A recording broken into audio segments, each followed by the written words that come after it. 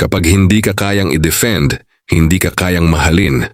Dahil ang totoong pagmamahal, hindi lang yan sweet words o magagandang pangako, kundi lakas ng loob na ipaglaban ka kahit mahirap, kahit may pagsubok, kahit may ibang hindi sangayon.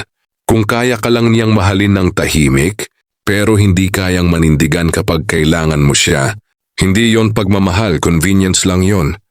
Ang taong tunay na may malasakit, hindi pinapayagang yurakan ka, saktan ka o malitin ka ng iba. Hindi ka niya tinatago, hindi ka niya ikinahihiya, at hindi ka niya hinahayaang lumaban mag-isa. Dahil ang pag-ibig, hindi lang dapat nararamdaman, dapat ipinagtatanggol. Kaya kapag hindi ka kayang i-defend, tandaan mo, hindi ikaw ang problema. Ang problema ay hindi sapat ang tapang niya para sa'yo. At kung kulang ang tapang, kulang ang pagmamahal.